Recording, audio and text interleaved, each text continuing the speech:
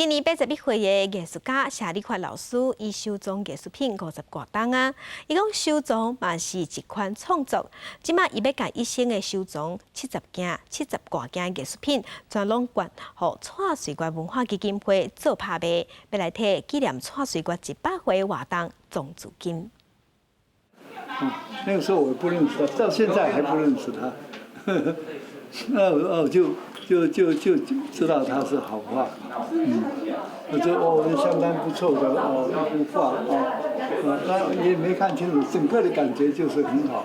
看就捌啊，就决定把这幅图收藏起来。艺术家谢丽华讲，伊的收藏品将来就唔是为着要等伊起价，这是伊另外一种的创作形式。70多件的收藏品，嘛是谢丽华偷开人间零件的创作元素。即马伊全部捐予蔡市县的基金会，讲这的收藏品化作零，是偷开人间零件这个创作的最后一段路。收藏是一种思想，一种信仰，也是一种力量。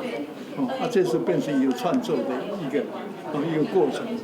现在有所谓的观念艺术，观念艺术用行动来变成有行动艺术，它是有一个过程，这是一个结尾所以在今天的结尾就是我作品的结束。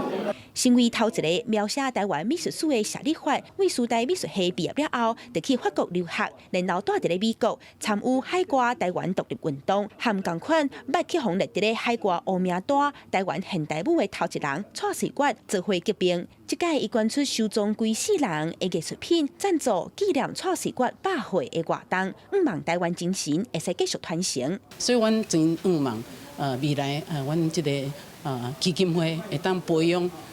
属于这个台湾精神运动的这个团队会当互因的舞蹈，会当搁较有台湾的文化甲台湾的精神。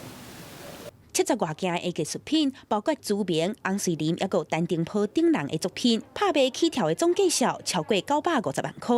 谢丽华望会当帮赞同款有艺术梦的台湾少年人，在这片土地开出更较水的花蕊。记者洪明珍台北报道。